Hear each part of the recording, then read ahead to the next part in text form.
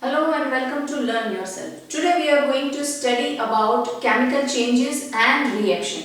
So let us start our chapter with a definition of chemical reaction. So what is a chemical reaction? Chemical reaction is a chemical change. We know what is a chemical change. That it is a permanent change. It is a permanent change and important condition, a new substance should form. Then a new substance should possess all the new set of properties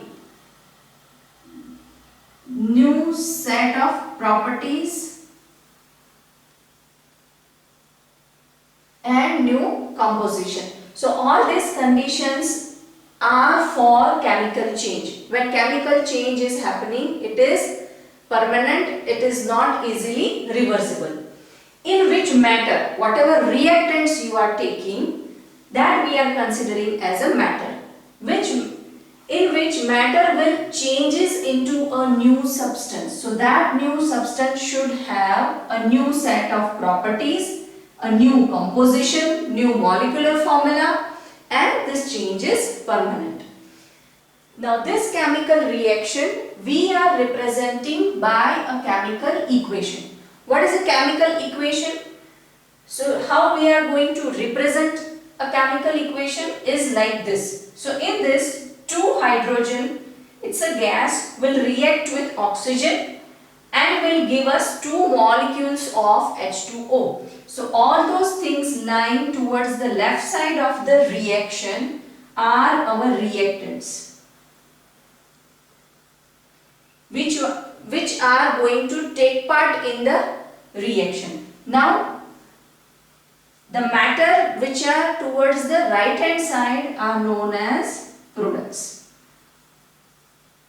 So what is the meaning of chemical change? That what all matter, what all reactants will be there, from that when chemical change will happen, a new substance will form, it will possess a new set of property and this change is permanent. It is not easily reversible. If you will see hydrogen gas and oxygen gas, so what result we will get is a water, that is a liquid, and it has a complete new set of property and new composition. So this is a chemical change and it is a permanent.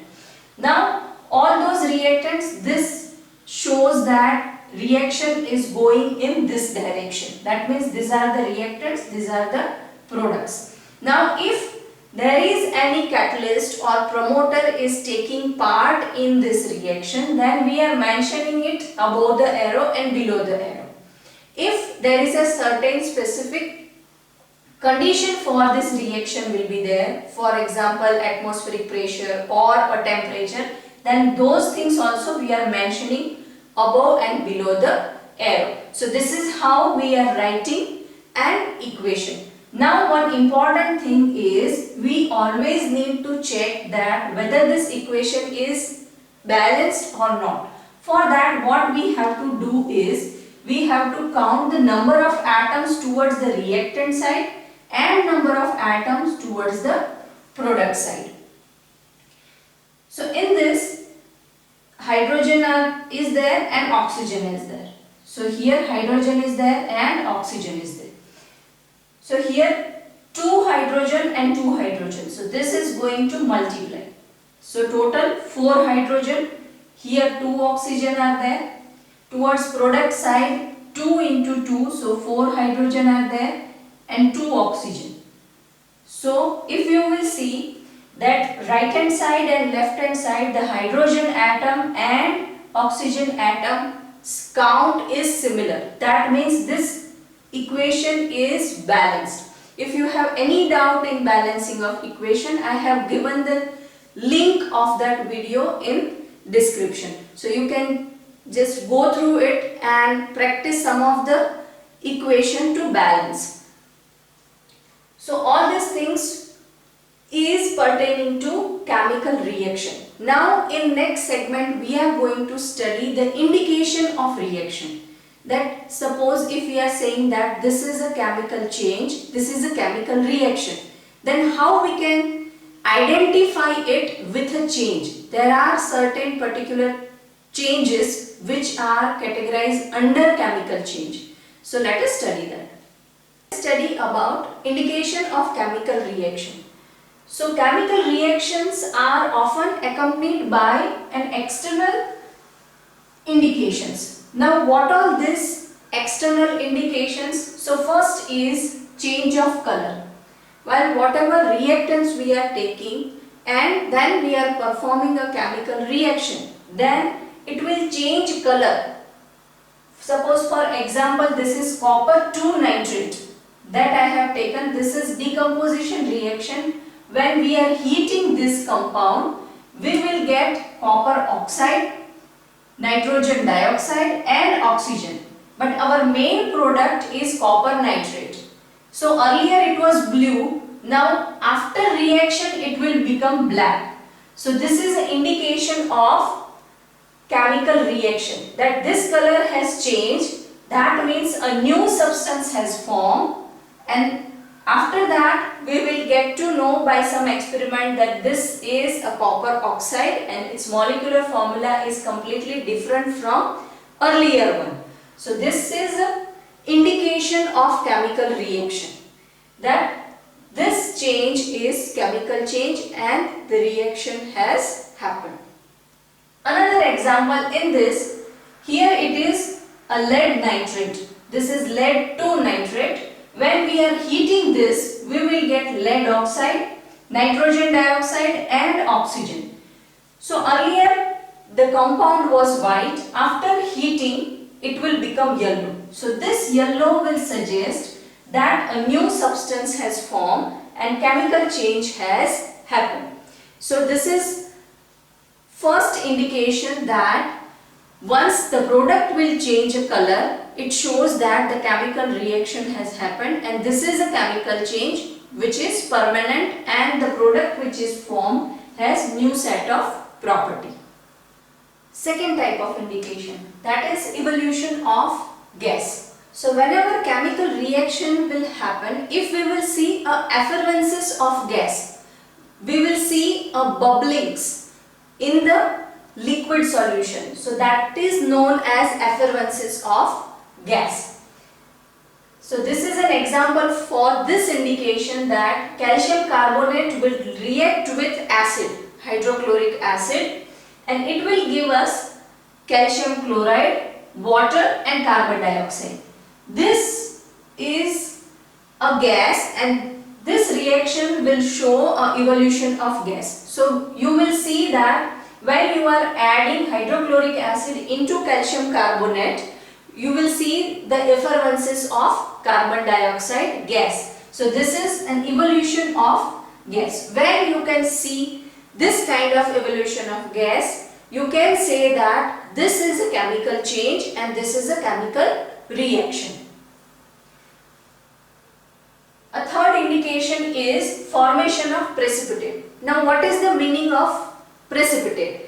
When two liquids you are mixing with each other and you will get a solid substance out of it in a liquid medium, then it is a precipitation formation. So CuSO4, a copper sulfate, will react with sodium hydroxide and it will give us sodium sulfate and copper hydroxide. So this will be in liquid, this also in liquid and this also will be liquid. Now this two will be in aqueous solution. This is also a state of this is liquid and this will be solid.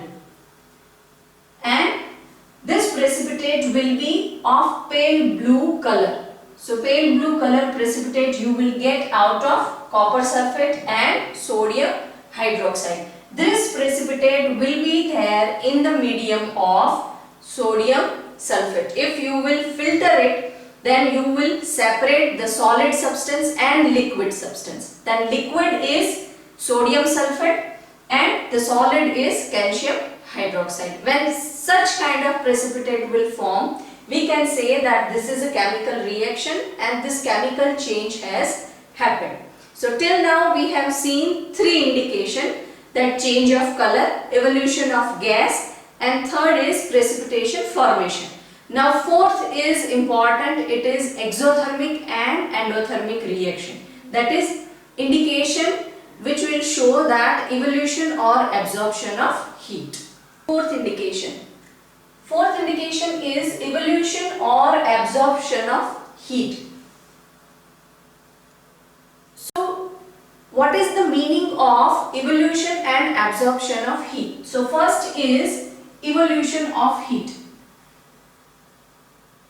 What is the meaning of evolution of heat? Whenever we are mentioning any heat change in chemical reaction, we are mentioning it with a delta sign. Either it will be plus delta or it will be minus delta. When evolution of heat will be there, then the heat energy will be generated along with the product. So this is termed as plus delta sign. So this is evolution, heat energy will be generated along with our product, and this we are mentioning as plus delta. That means the heat has been gained through this reaction. Now this reaction is known as exothermic reaction, in which the heat is evolved along with the products. So that is termed as exothermic reaction. So now this is an example of exothermic reaction. The nitrogen will react with 3 hydrogen and it will give us 2 molecules of ammonia. So this is a gaining of heat. So this is exothermic reaction. In this we will gain heat. So along with 2 ammonia I will write plus delta here. That means this reaction is exothermic reaction. Now we are going towards absorption of heat.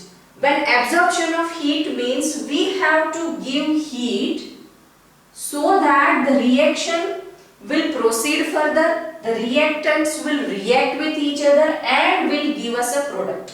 So this we are giving heat and it is termed as minus delta. Why? Because we are giving it. So it is loss of heat, and then we know this as endothermic reaction. This reaction is termed as endothermic reaction, and here we are giving heat energy.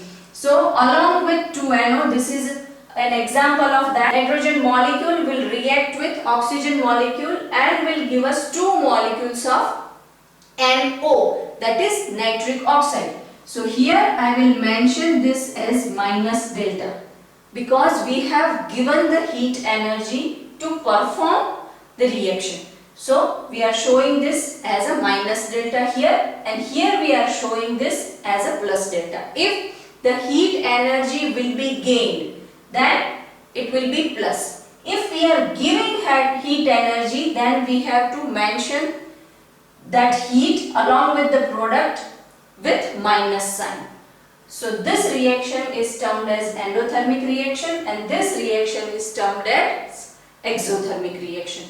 So when such kind of indication will be there, there is a evolution or absorption of heat. Those 2 reactions are known as exothermic and endothermic reaction.